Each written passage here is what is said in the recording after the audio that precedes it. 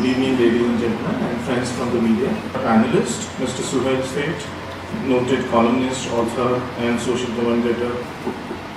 RN, Shantanu, Manish, ladies and gentlemen. I'm not going to tell you what happened because that's part of the book which you have to essentially buy. What's the point of telling you the whole plot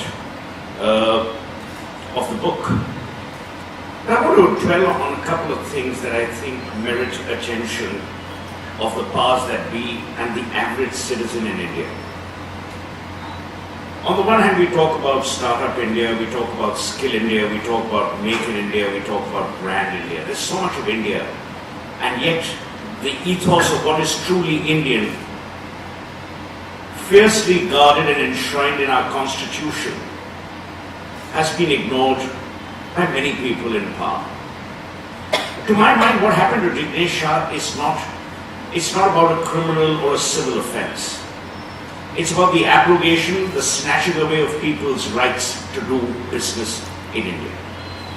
Where policy flip-flops occurred, where people in power took it upon themselves to almost emasculate an entire system which was born on the back of entrepreneurship, which was born on the back of technology, of insights, of creating world-class products out of India. The tragedy with our country is whatever we do well, we immediately want to bring it down. That's the problem of our country.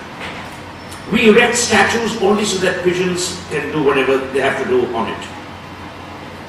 We create brands and then we treat them with such disrespect and keep them in disarray. To my mind, that is the story of Jignesh Shah. Where an Indian has been let down by India, where an Indian has been let down by the rule of law, where an Indian has been let down by policy flip-flops, and we've seen these policy flip-flops. The gentleman who occupies the highest office in this country was responsible for creating retrospective taxation. 1963. What happened after that? Did Vodafone come back and invest? Not one penny. Did AT&T want to invest? Not one penny. Why do we do this? It's important for books like this to be written.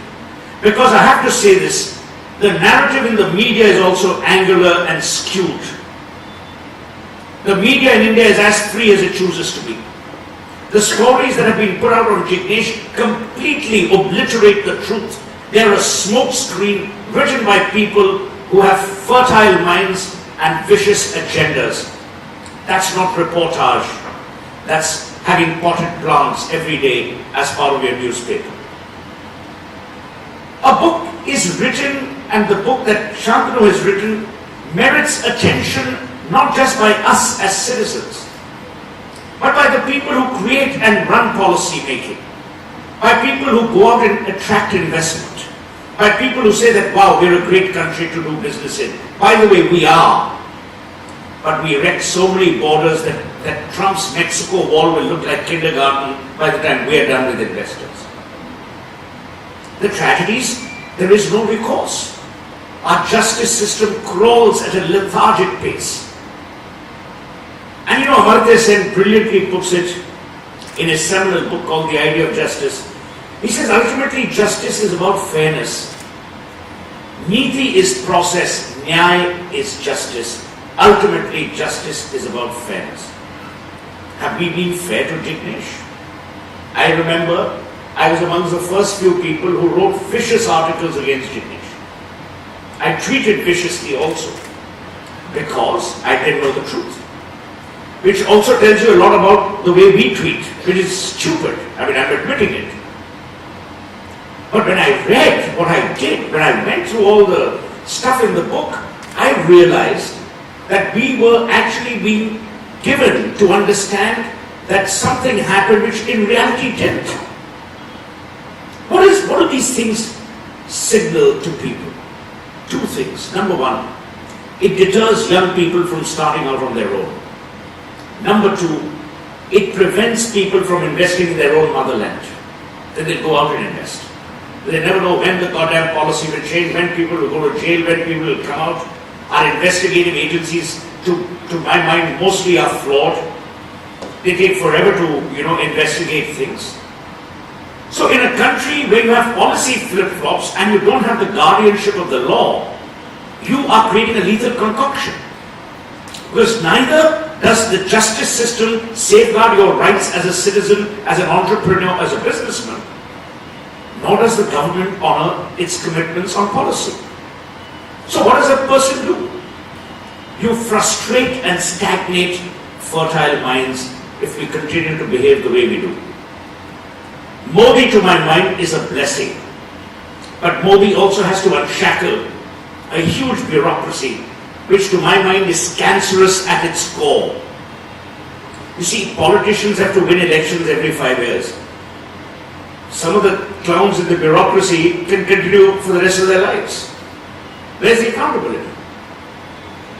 You had finance ministers in the past, and I don't want to mention names, you can read them in the book, who've had agendas.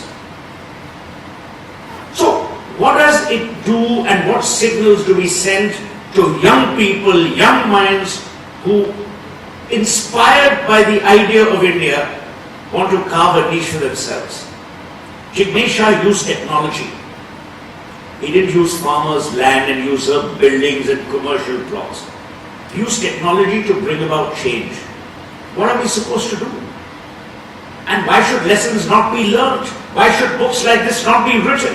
Why should people not be exposed to the truth, which is investigated, which is credible, and which is supported by facts, not by fiction?